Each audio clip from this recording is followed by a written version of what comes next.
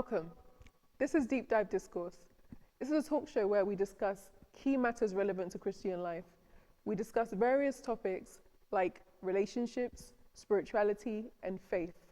In each episode, we'll be joined by special guests who will be sharing their perspectives on the topics. This month, we'll be delving into the topic of identity and mental health, so please follow us as we delve deep into these topics. New episodes will be released every Monday at 6 p.m. We encourage you to comment, like, and subscribe because we'd love to hear from you. My name is Sedi, and I'm your host.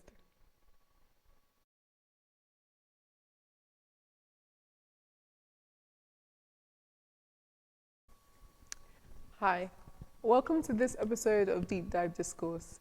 Today, we'll be discussing mental health in men. Joined with us are two wonderful guests. We have here Elder Richard and our very own Pastor Isaac. Would you like to introduce yourselves? Right, so I'm Elder Rich of the Church of Pentecost. I'm a mental health nurse, and I've been practicing for about 6 years. Oh, wow. Yeah, so that's a little I can say about myself. Nice, thank you. Okay, so I'm Pastor Isaac Asarbediako Jr.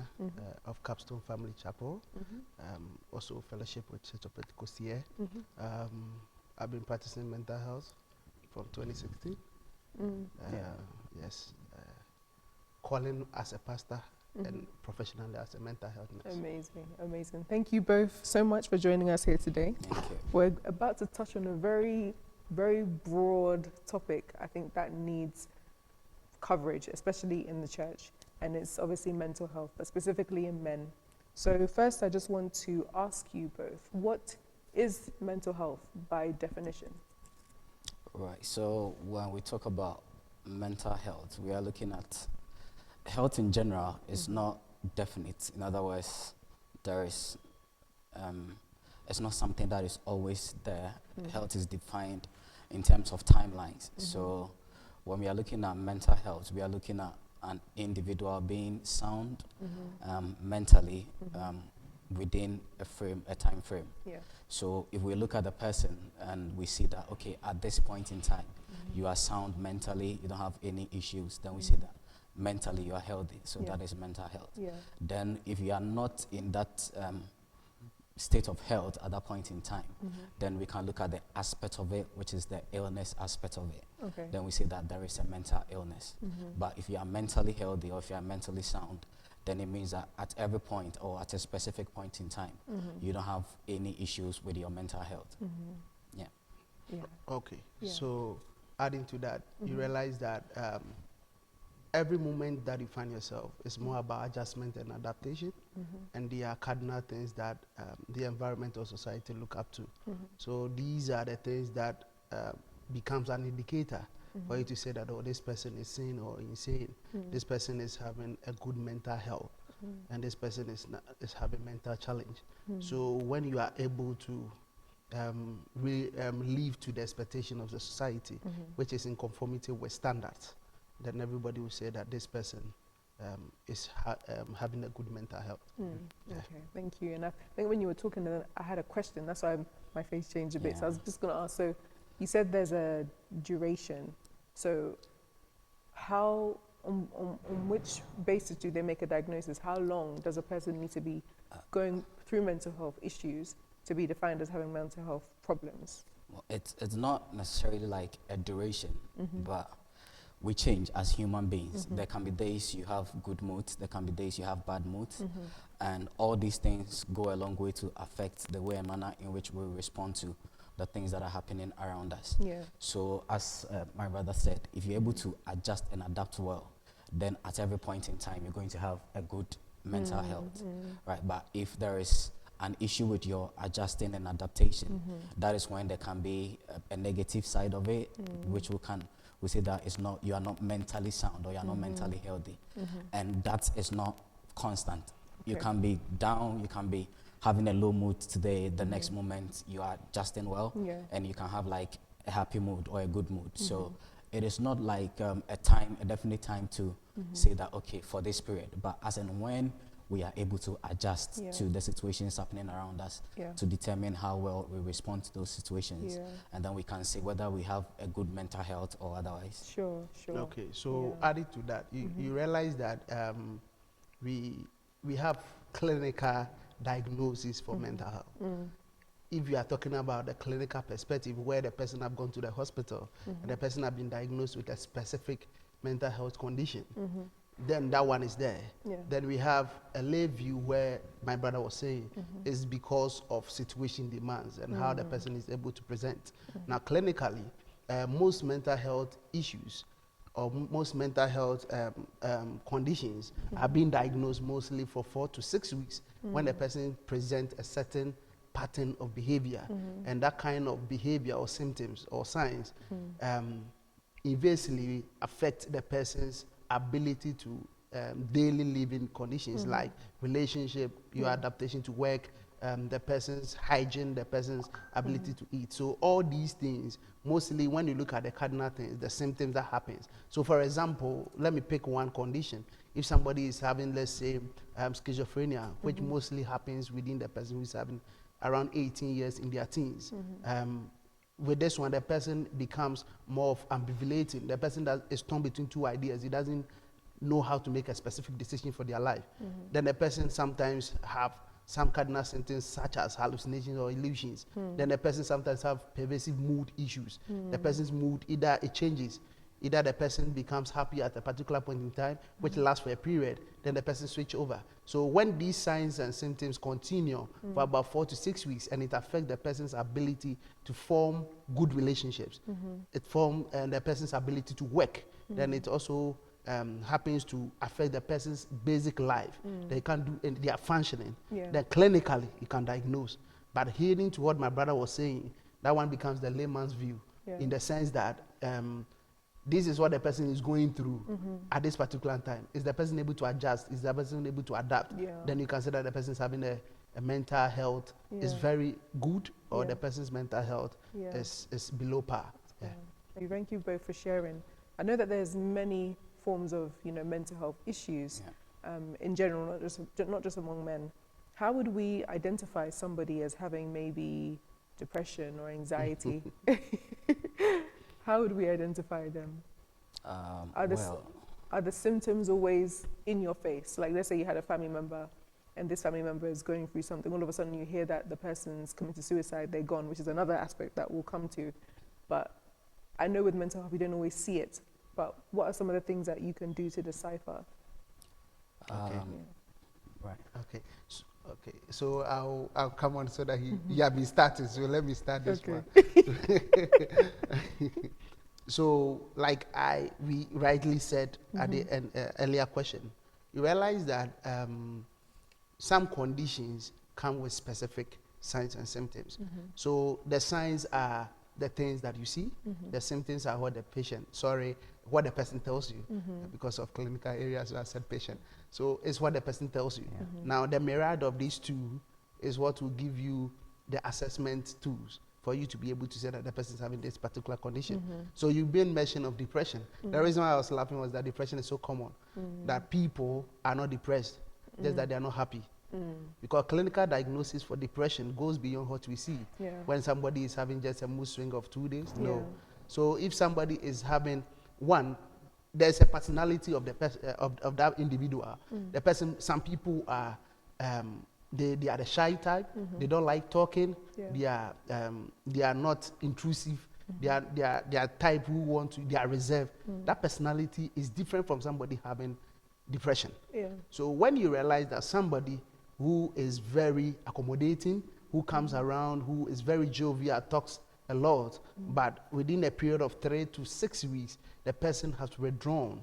One, then the person is not eating. Two, the person is not having the ability to do things they previously enjoyed.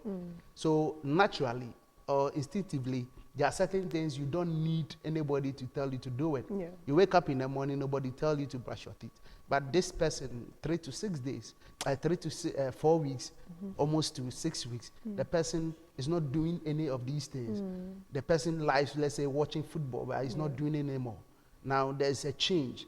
Either the person is eating a little, or the person is eating too much. Yeah. So either the person in the state of depression, some people choose to eat nothing, others to eat a lot when they are having that depression. So when you look at some of these symptoms, then you combine them, then you look whether if there is having any issue with hearing things when nobody's talking to them, which have to do with hallucinations, either hearing or seeing or something as part. Yeah. It can be that they may not be part, but the person is having some of these symptoms. Then clinically, you can diagnose and say that this person is having depression.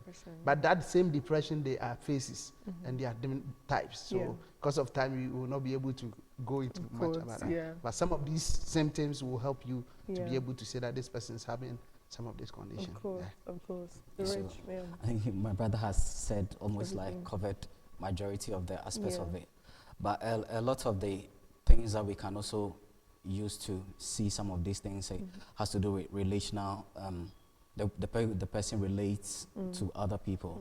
When you see that there is a change in the person's behavior patterns, as my brother rightly said, there are certain things that they used to do, they are not doing, or if someone who was known to be very active and then suddenly you don't see them very much involved in the things that they used to enjoy doing, then it gives you a concern whether they are having a condition or not. Yeah. But like he rightly mentioned, it's not something that just a mood swing and you can see that the person is having a depressive episode. No, it needs to go on, persist for some time before clinically it can be diagnosed to be depression or any other mental condition or whatever it is. Yeah. It needs to persist for some time.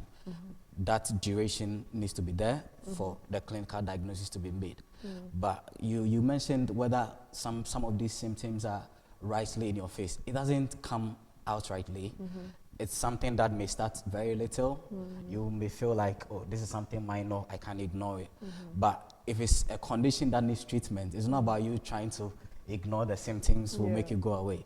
It means you will need to seek for treatment. If you need to talk to someone, you need to talk to someone. If you need to seek like professional counseling, psychotherapy or whatever it is, you need to do that.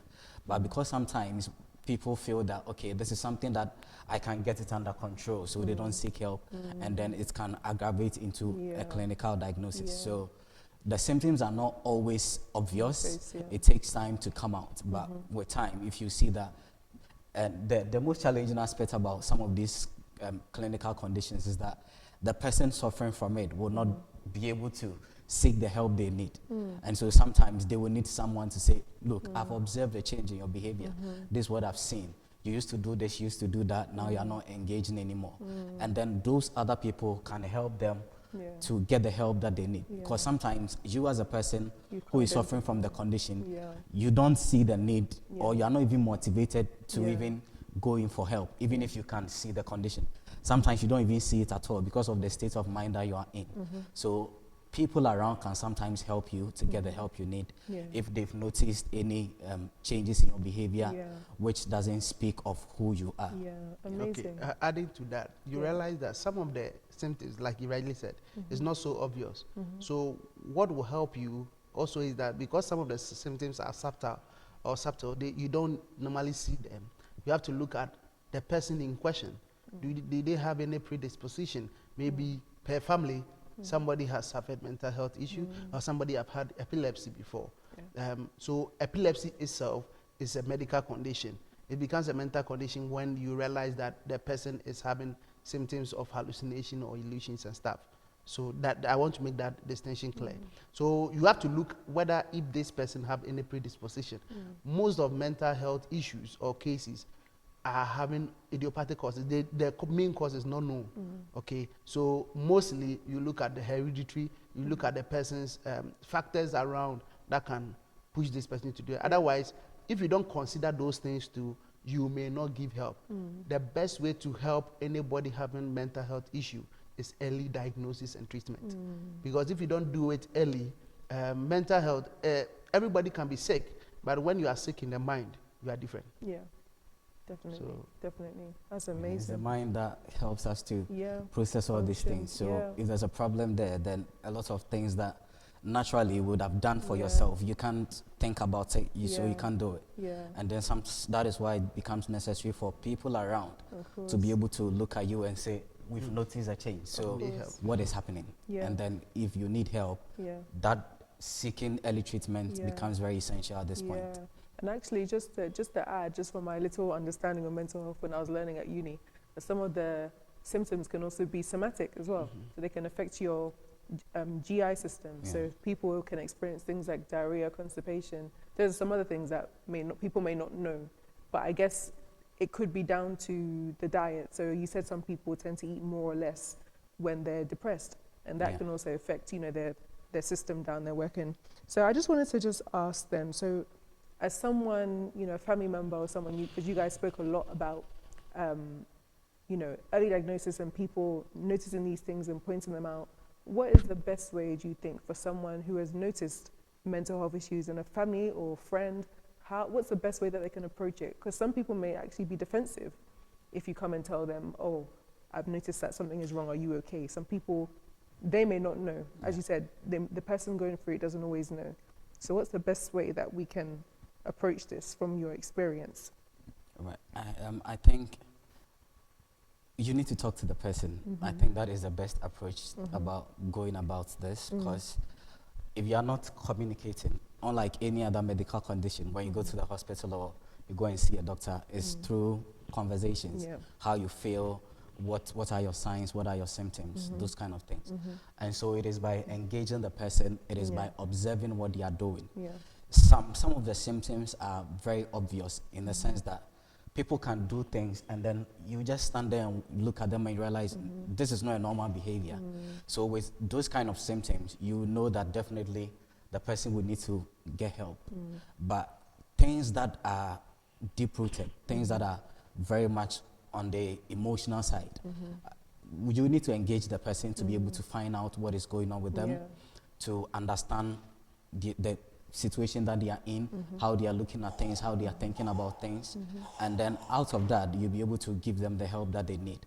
Apart from that, if the signs are very much in your face and you can see that there has been a massive change in the person's behavior, and you think that whatever behavior that this person is putting on by societal standards is not a normal kind of behavior, then it will point you in the direction that you need to seek help for this person. Even if the person by themselves cannot recognize it, you need to approach them, engage them, and then you'll be able to know by talking to them if they have any issues that would need help with. Sure. Just for someone watching, is there any numbers that they can call or any resources that? I'm not very familiar with how it works here, but I'm sure most of the times if there's any conditions around, you can just walk into any A&E, or if you go in there and they feel like, if it's an emergency kind of situation and then the doctors feel like you will need a referral to go and see a mental health specialist, I think it can be taken on from there rather than just staying back at home. But you just need to talk to somebody. If you need to go to the hospital, you need to go to the hospital. Okay, so adding to what he said about how you'll be able to help people, one of the things that you should ask yourself is that why is it that somebody suffering from diarrhea goes to the hospital freely and he has nothing to fear, but when it comes to mental health, people raise eyebrows? It's because of the stigma. So the best way, as he said, talk to the person. Now remember, anybody who is sick will deny it. And now we are talking about mental health. Men are the last people to go to the hospital unless they realize that the thing has become so much enormous. They don't just walk to a hospital. Because of the nature and how they are created and how they believe, how society have made us to think that a man must always be strong. It's not true. Yes, so one, we can help people by speaking about it like we are doing today, so that the stigma will go down. Two, after talking to the people, we should also look for individuals within their life that they respect. People that, because privacy is very important, confidentiality is very important. We are living in a society where when you talk about mental health, everybody is looking at somebody who is walking on the street who is naked. No, there are a lot of people who are suffering from mental health issues, but few are naked. Okay, so you don't just approach people, you don't just go and talk to anybody that this person, this is what I've observed. So look for somebody important in their life. Yeah. Can be a family member who they respect. Yeah. You have to do your diligence investigation very well before Yeah. you can talk about it. Of course. Now because of IT, you can go on to the net, talk about mental health, you can read something.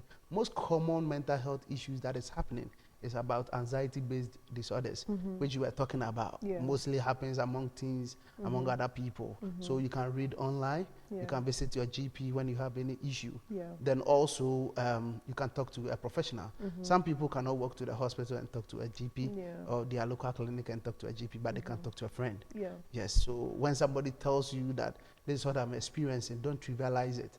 It's like somebody who wants to say commit suicide. The person finds themselves like they are in a pit and they are asking for help. So don't think that if you want to die, die. You hear people saying that, oh, if you want to kill yourself, kill yourself. It's bad. Yes, the person needs help. That's why it Yeah. came out. Yeah. And it is never wrong to ask for help. Of course. He who asks for help is strong. Yeah, of course. So we should fight against that notion. And I believe that adding to what he said, when you do some of these things, you'll be able to help people with mental health issues. Definitely. It's it's killing people. Yeah. People are going through a lot. Yeah. So Yeah. extend a hand of kindness to somebody. Thank you for sharing. That's amazing. And actually, one of the things that I found out in my research, you could say, for this topic was that obviously we know that suicide is a complication of mental health. But I didn't know that the leading cause of death in men under 50 years old is actually suicide. I think that's crazy. Yes. Shall we explore some of the reasons why this may be the case, especially in men? Why are the rates so high? Okay, Yeah. so like we have been speaking from the beginning, mental health issue is more of like how a cancer affects people. People don't want to disclose because of the stigma. Yeah.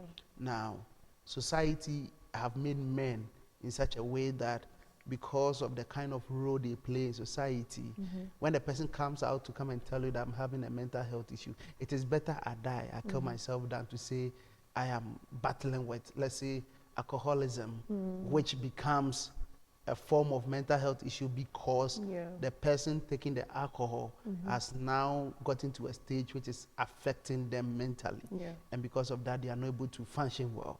So the person prefers to end their life. Now, Yeah. suicide, as we said, is a complication in the sense that it becomes a last resort for somebody who's Yeah. going through issues of mental health. Yeah. Now, men try to commit more suicide. More men die out of suicide more, but women attempt suicide more. Okay. So let me put the It's perspective. interesting. So Yeah. the reason why women attempt it more is that they want to do it, but they can't do it because the means to do it is difficult. So they are afraid. But men, when they try it, they do it because the means to do it, they are not afraid of it. Okay. So for the perspective of, or for the purposes of education, I can't mention them. When you mention the means, somebody is just waiting for a means to.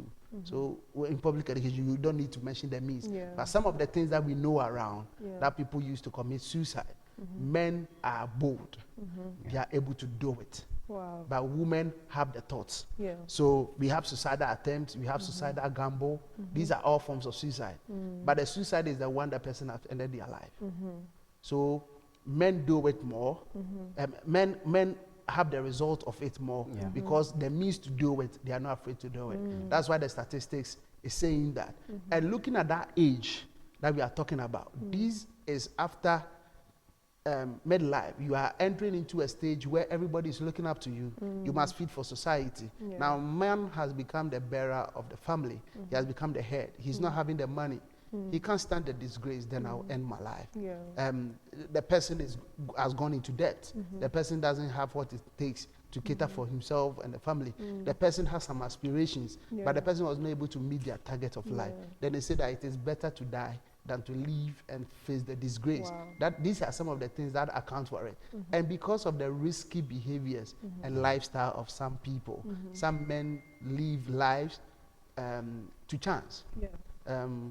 Influenced by substance, alcohol, taking OTCs, over-the-counter drugs, medication which are not prescribed, trying new things which are deadly. So some of these things at the end of the day end their life. And that is why men are accounting more for suicide. And Yeah. that age particular, you need to show to society the pressure of the world fights people so Yeah. much that they have to end their life Yeah. because they can't meet the standard. Yeah. All right. Wow. So just adding on to what he just said about men executing it more, in a sense that women are likely to talk if they are going through any issues as compared to men. Because a man would like to bottle up everything and try to deal with it. Men behave in such a way that if there is an issue, they want to try and find a solution. So by the time they come out to say, this is my issue, it means they've tried everything else they could try to find a solution to it, and it didn't work. Unlike a woman who will boldly come out and talk about it, a man will go through stages and phases, try to deal with it before he comes out to say, okay, now I don't have any means of solving this, so can somebody help me out? And then men are more so likely to engage in extreme activities that can terminate their lives as compared to a woman. Men like to explore using extreme measures if they get to a point where they feel like at this point they are useless, they are worthless, there is no way out. A man will attempt something that is very extreme and with the hope that this is it, I'm ending it. But the ways that a woman will approach it is not to that extreme. And so even if a woman is attempting it, there can be they can get to a point or a situation where help can be given easily as compared to a man. Because then when a man thinks that, okay, this is it, he'll look for the most extreme ways to execute whatever plan he has to make sure that everything has ended. I'm terminating everything at this point. But a woman will use like a milder form, and that is also an attempt by a woman to seek help or to get attention, for somebody to notice them and come to their aid, so to say.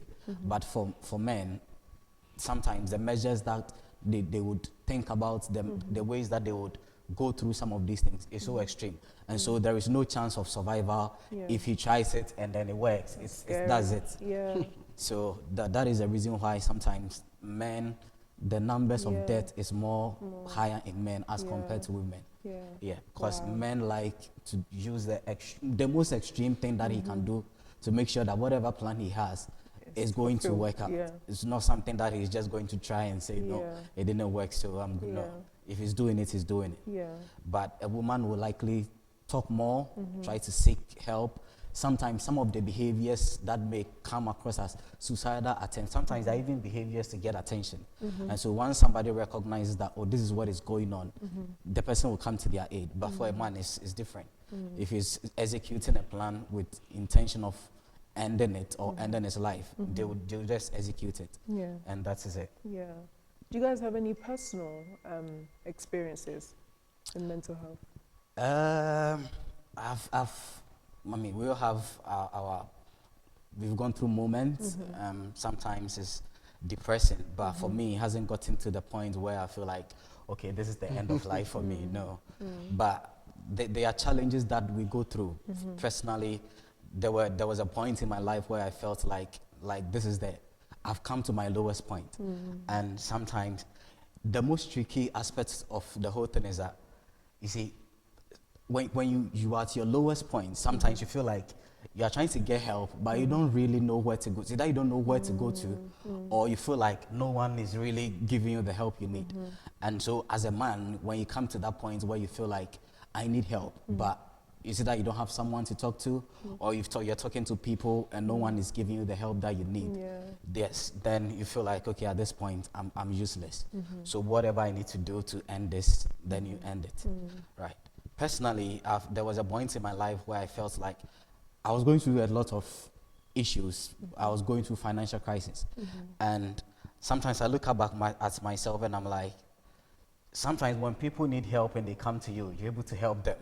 But when you need help, nobody is coming to you or nobody is coming to your aid. And you feel like, okay, so all the things that I was doing, was I doing it alone? Am I alone in this world? When you're at that point in your life where you feel like, now it's just me, no one loves me, no one is willing to help me, you begin to think about some of these things, right? So if you find yourself in such a situation, definitely you need to, if you need the help, you need to seek help. But like I said, as men, sometimes we want to find the answers until we come to the end, we come to the point where we feel like, okay, I've done all I can, and there's no answer at this point. Yeah. And that is when people would want to carry out whatever plans that they have, right? So that has been my experience. But I mean, thank God I didn't get to that point where I thought to myself, okay, this is the end of it. I want to think about ending my life or anything like that. Yeah. But we don't talk about some of our issues when we are going through them as men. And so sometimes it becomes very difficult for even people to notice you and say that, okay, you need help, so let me help you. Yeah. The truth is, if you don't talk, how is anybody supposed to help? So the reason why people will not talk, by nature, I know men talk less in the situation, in the sense that culturally and how society have made us, we think that when you speak, you are weak. So in my earlier statement, I said that he who seeks help is not weak. Yeah. Yes. So it is the strong who ask for help. Yes.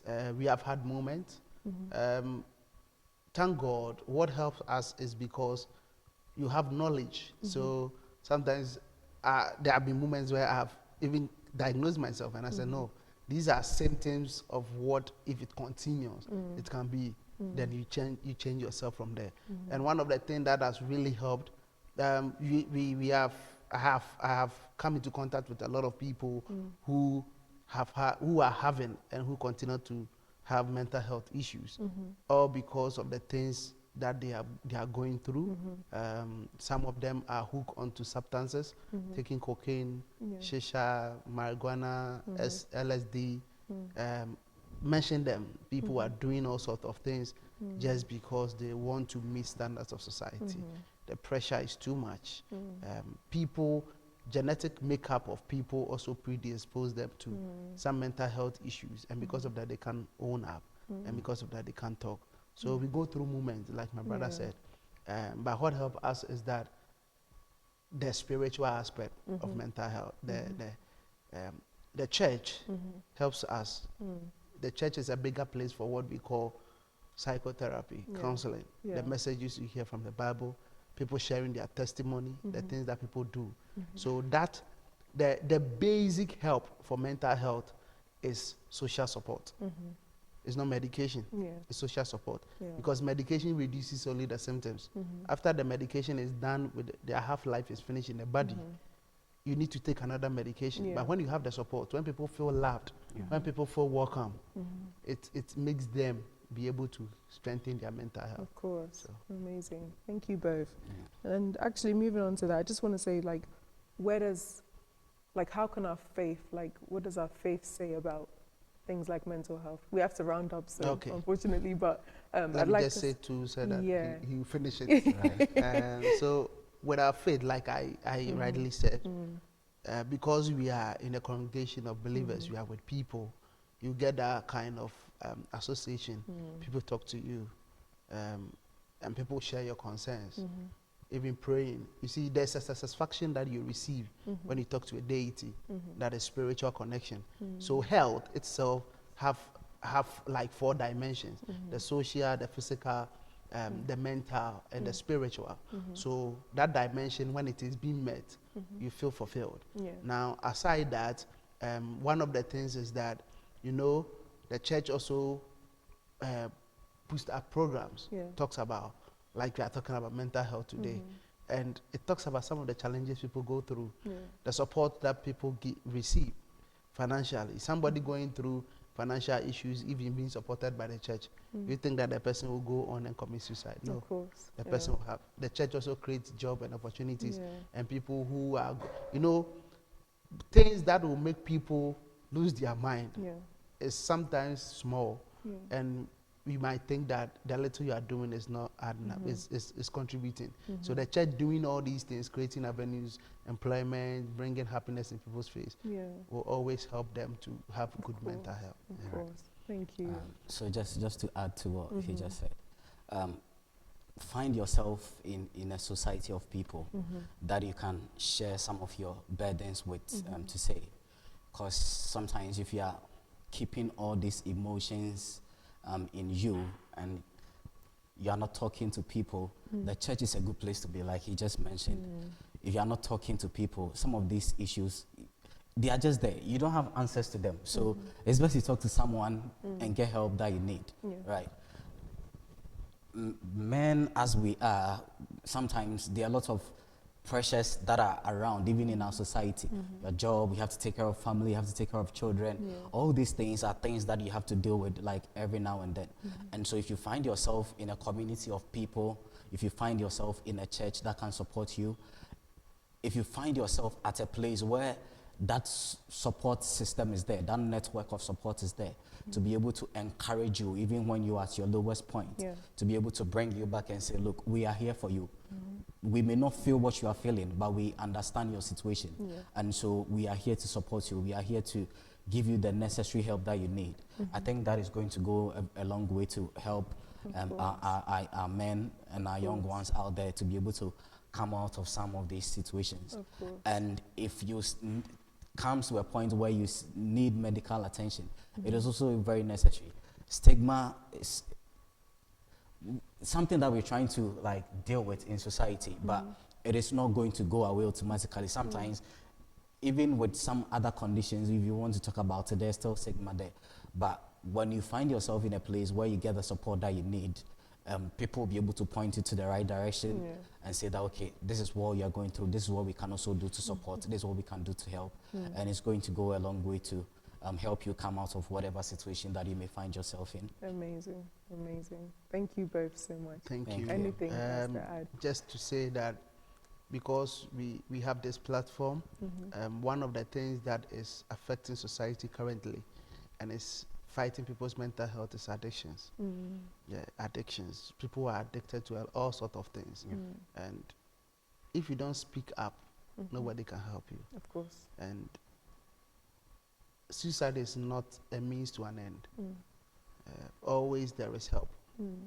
It is better to be alive and helped, to share your story, to encourage somebody, than to die for us to write obituary. Thank you. Thank you. That was incredible. Thank you both so much. Thank you both so much. I know that somebody has been delivered. You know, somebody had to hear these things. So God bless you guys both so much for coming. And we really do hope to have you on here again. Okay. I hope you've enjoyed the episode as much as I have. Thank you. I did. And thank you very much for coming. Thank you for the opportunity.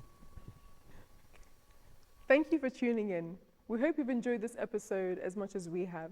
Just a reminder that new episodes are released every Monday at 6 p.m.